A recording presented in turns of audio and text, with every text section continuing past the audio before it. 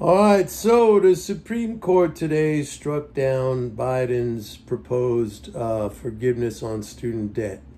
And we knew that was coming because it's a conservative court.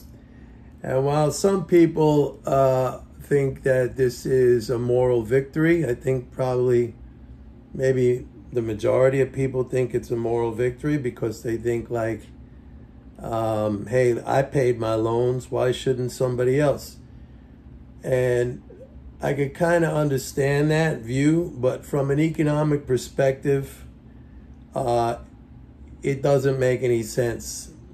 And also, by the way, just to mention the fact that we have in laws on the books, statutes that allow for bankruptcy to wipe out debts, but student loans are not subject to that. But the reason why it doesn't make sense from an economic standpoint is because it's another example of one of these fallacies of composition.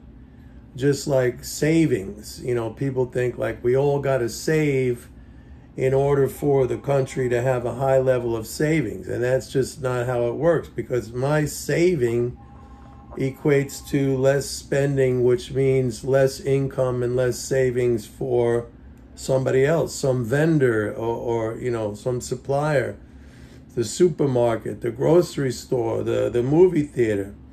And it's the same thing. While you think it could be like a moral victory for you that the Supreme Court struck down this debt forgiveness, the fact of the matter is, in the big picture, in the big macroeconomic picture, the debt burden will reduce economic activity, and that factors into everybody's ability to earn, an income.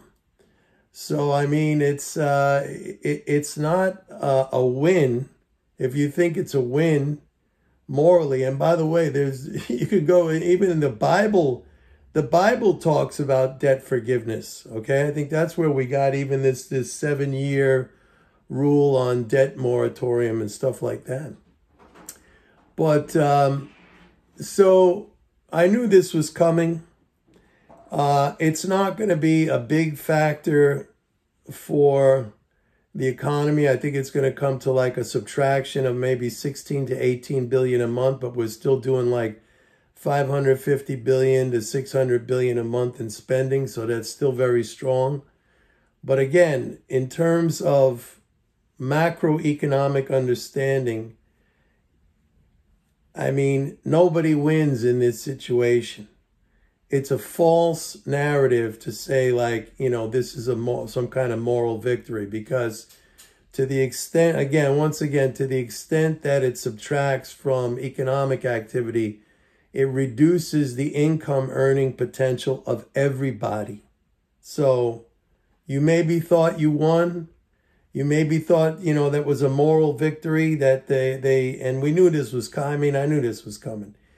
But it's not really.